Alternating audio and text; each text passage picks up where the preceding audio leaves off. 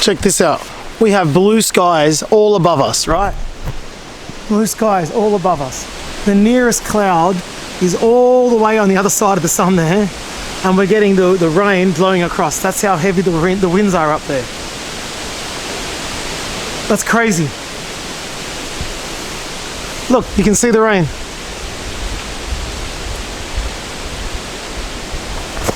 And the clouds are up there.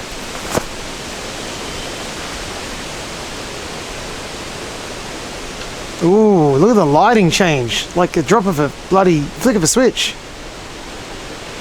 as the cloud passes in front.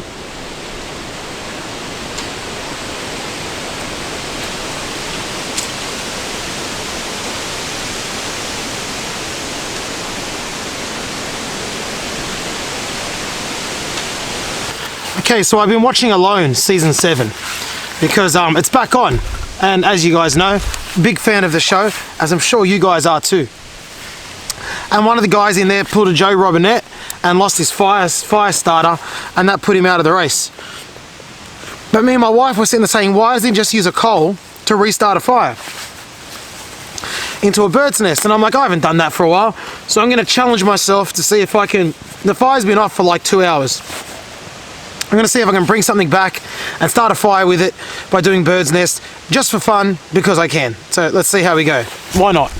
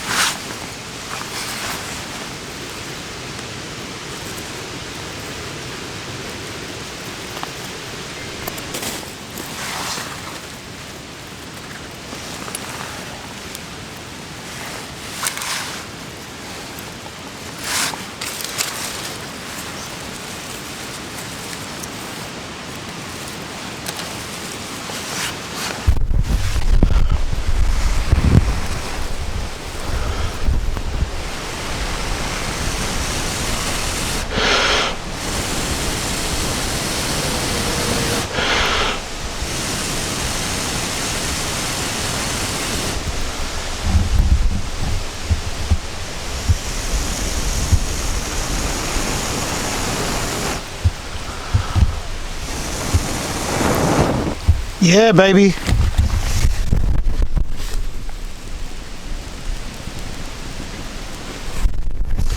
Now, he could have done that in Alone. I don't know why he didn't. It must be such a psychological blow to lose your fire steel that you just can't recover. But there we go. Done. On the Bushcraftometer, that's about a 2 out of 10 for difficulty. It's always fun, but you know, I'm just saying. So have you watched the latest season of Alone? Apparently there's a Bigfoot in there somewhere. Someone's told me. I haven't seen the footage yet. Anyway, that's all.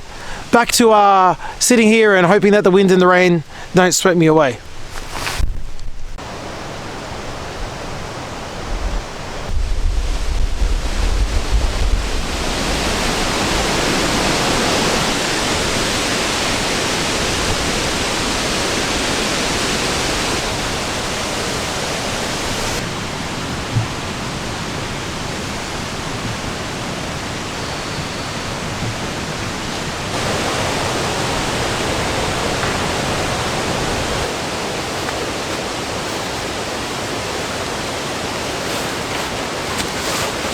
So you guys might have noticed that my pants have a weird black addition to the bottom of them this week. These are my brand new Snake Protect gaiters. Cost me an absolute mint. They cost me more than these pants, they cost me more than this jacket, they cost me more than these shoes. Over $150. But with snake season in Australia being such a serious threat, I think it's a really important measure to have in place to know that I can walk through the bush, and if I happen upon a brown snake or a black snake or a death adder or anything along those lines, that I know I'll be protected from a strike. This is buying safety and peace of mind. And I don't know how this looks. It could look absolutely ridiculous. I haven't watched it back nor put these on and looked in a mirror. But I think it's a very intelligent purchase and one that I'm glad to get out of the way, because, you know, I haven't bought one yet and I've been pushing my luck. I've almost stepped on a red-bellied black snake a few times.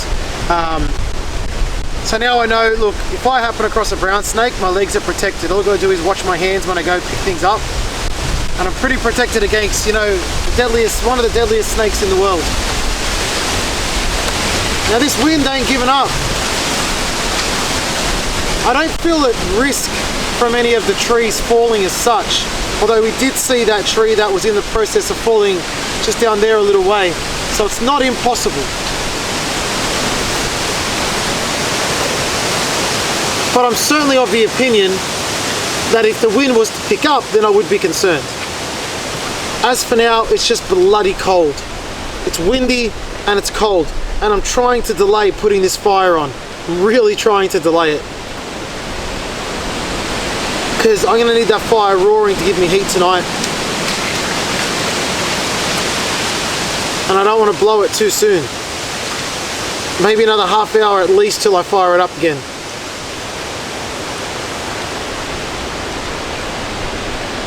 But it's a nice day, except for the cold breeze. It's really nice. The hit and miss rain clouds keep rolling in. I get the odd spray mist every now and then, and that's about it. Not much else to really worry about so far. I'm not putting up the tarp because it's going to be probably not a smart move with the winds. So if it starts raining, I'll just head in, bring everything in and deal with it. Tonight for dinner, we've grown. When I say we, I actually mean we, instead of the way I talk weird and I always say we when I just mean me. Maybe I mean me and you, I don't know. Anyway, we, as in me and my son Samuel, had planted some potatoes that had sprouted in our pantry. We hadn't eaten them in time and they had sprouted roots out of them. So we quartered them up, we chopped them up, we chucked them in the ground, and we've been watching them grow for the last month or two. And we actually dug out the potatoes, and Samuel doesn't eat potato. We don't really give our kids potato all that much. So he was more excited to get a vegetable back. He didn't really want to eat them, so I thought, stuff it. I'm going to bring him and I'm going to eat him here in honor of my little man, my little buddy. So tonight's dinner will be brought to you by Samuel's freshly homegrown potatoes. And I'll be mixing them potatoes with butter and cheese and seasoning. And because I bought them, I'm also going to throw some peas in. Because I bought peas for some unknown reason. And I might just throw them in. Depends if we need it or not. So dinner tonight is going to be mint.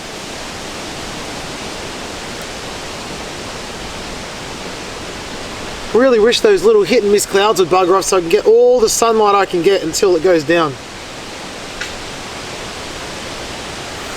So now I'm probably going to kick back and relax again, make the most of this daylight time.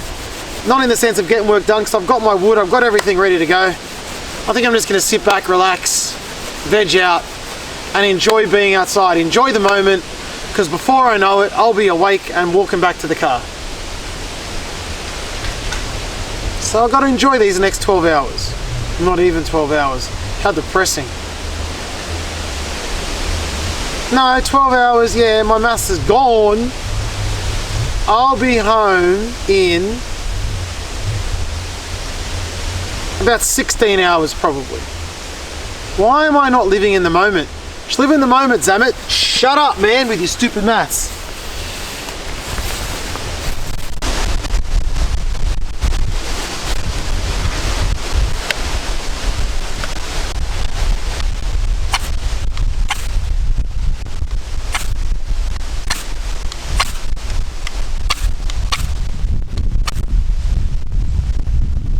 Go, go, go, go!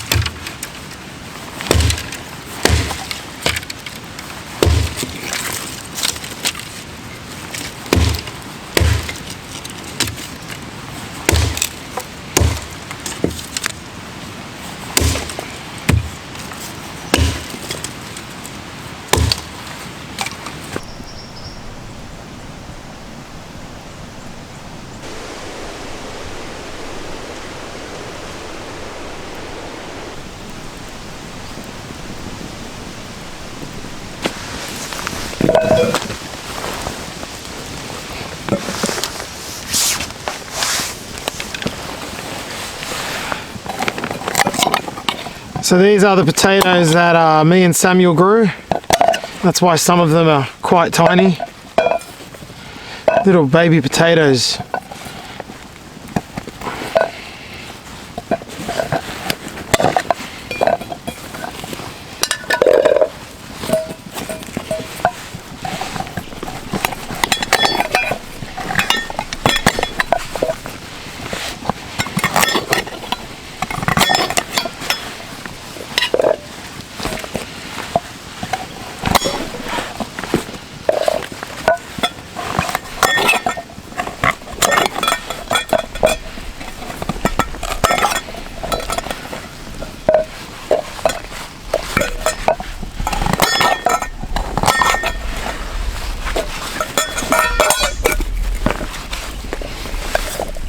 Put that on the fire. Oh yeah, it's on again.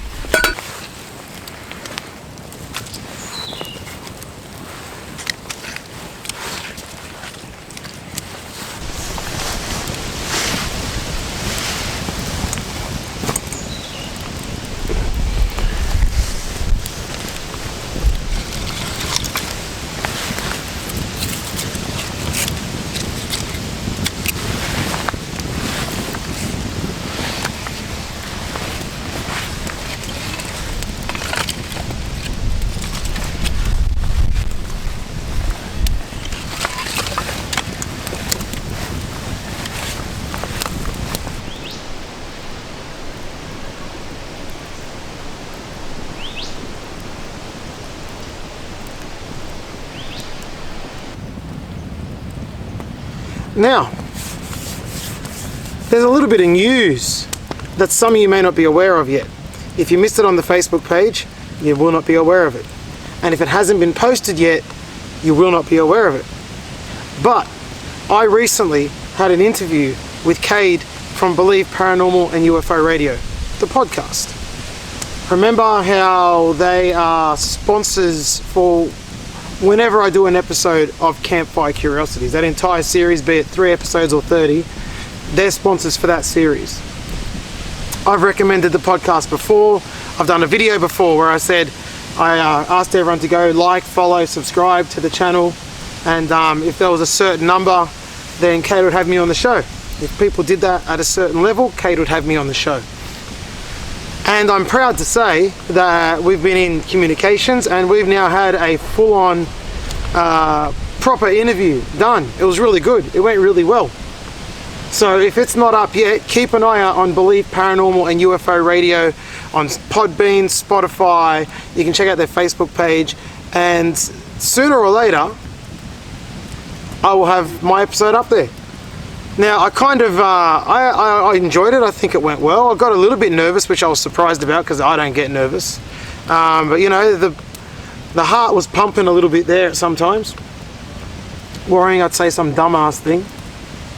Anyway, I've been interviewed and it's going to run sooner or later. So happy days. So I'll let you guys know when the episode is out, and I'll politely request that you all go have a listen, so my episode isn't a complete dud. And who knows, maybe there's more coming up with me and Cade.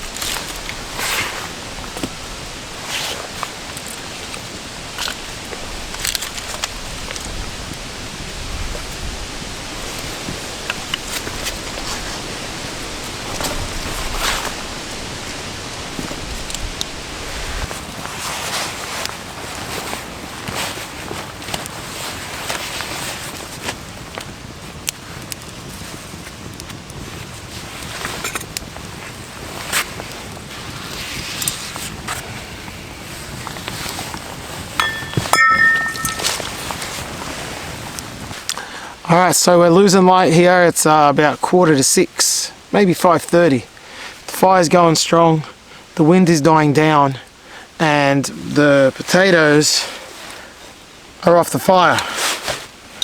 So what we've got to do now is make them up. So let's change the camera angle, eh?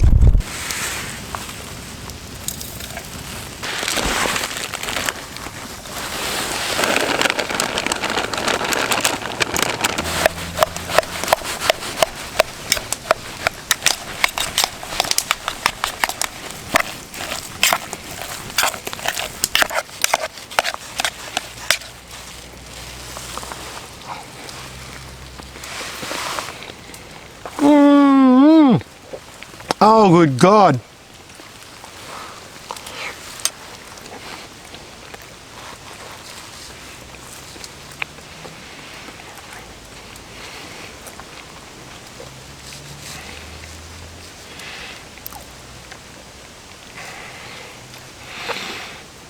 Cheers, Samuel. That is outstanding, buddy. We grew good potatoes, eh? Wow, so tasty.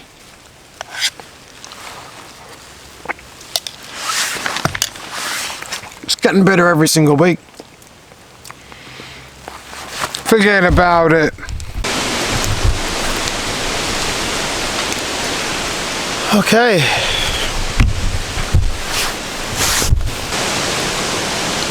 Well, it's well and truly night now. The moon's out, the stars are out, the wind's picked up a little bit. I've got to keep that fire fed because otherwise it's way too cold to be outside. I'm actually running through a lot of the wood a lot quicker than I thought. I've only probably got an hour's worth of wood left there. I'm going to start breaking all this up.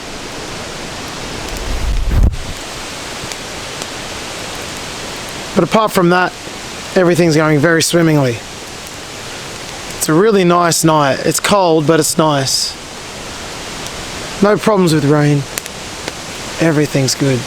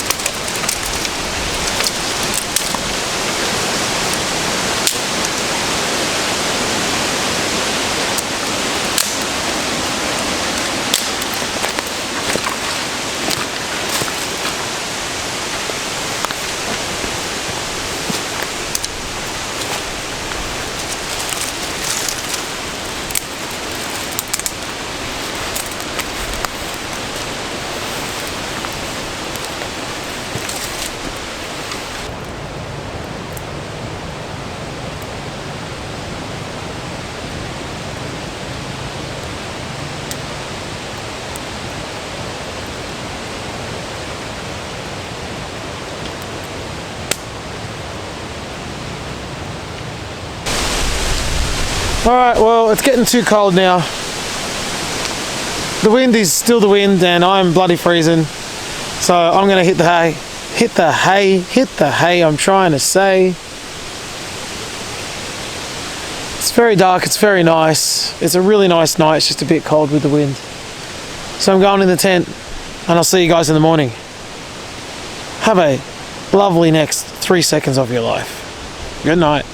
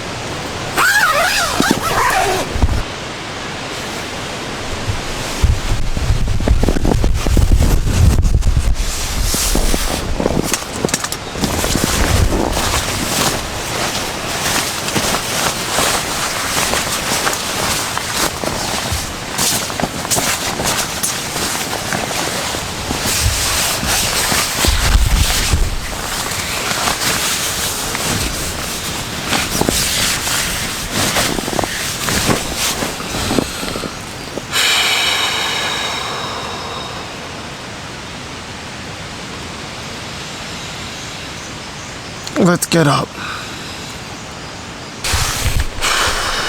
Good morning, guys. It is cold. The wind blew all night.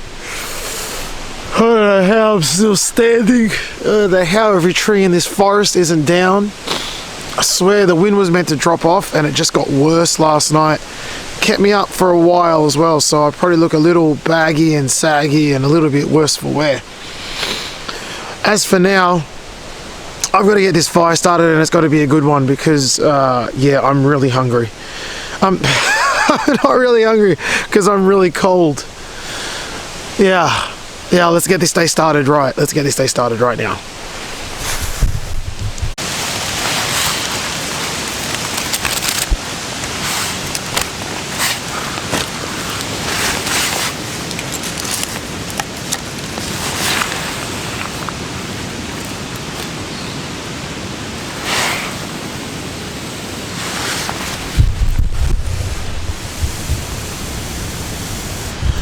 We can wake this up.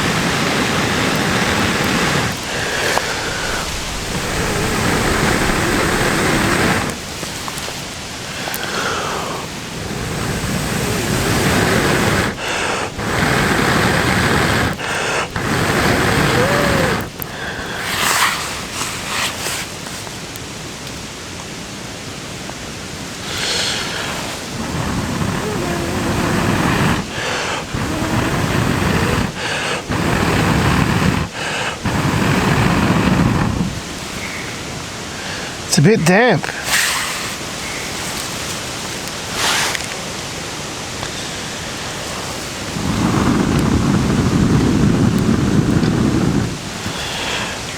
Just got to use the heat of the fire itself to wake it up even more.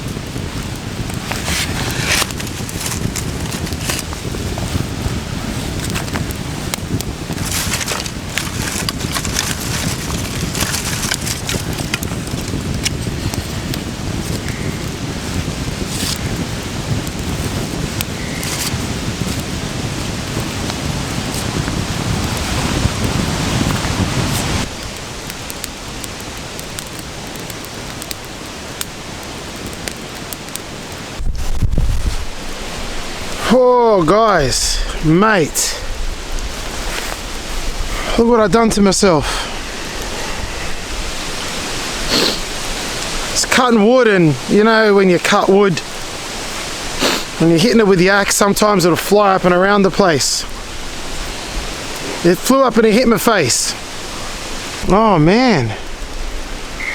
All I know is that it's bleeding, that's all I know.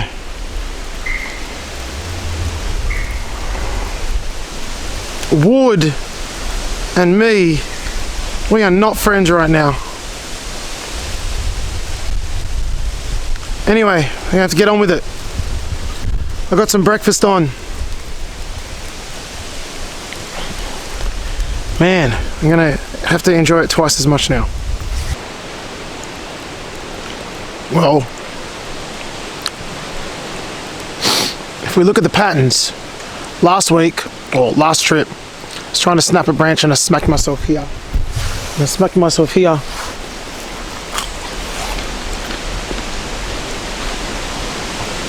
I almost knocked myself out. This trip I've upgraded.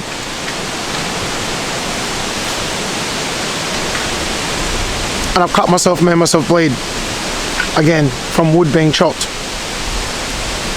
Next trip I'm probably just going to chop my head off.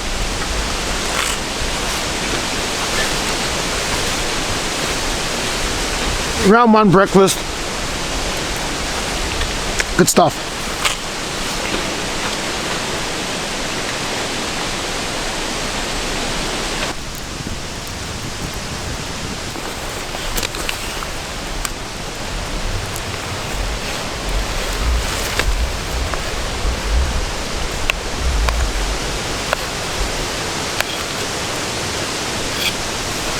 Cheers.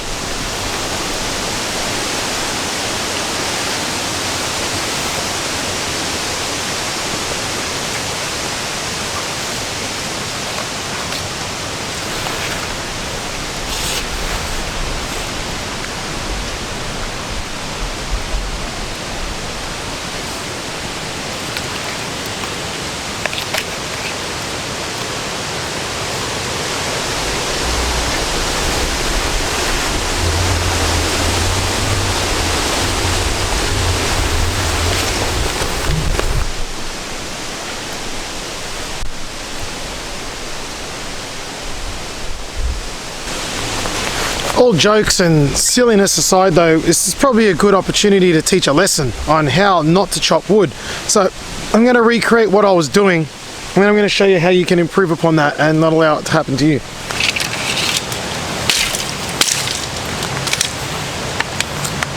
Okay, so I was chopping like that.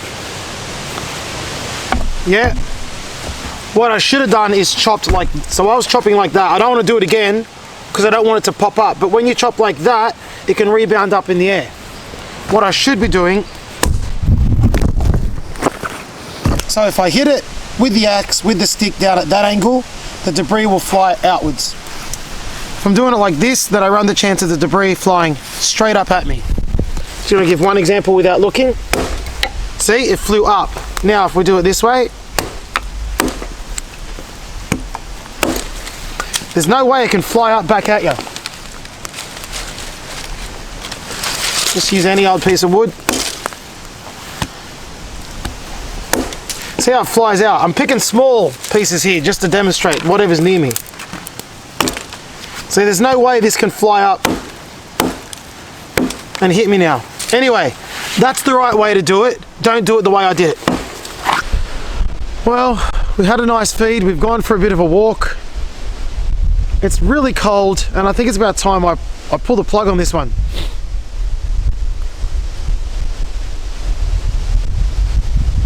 It's a really nice day, minus the winds and the rain. Cold.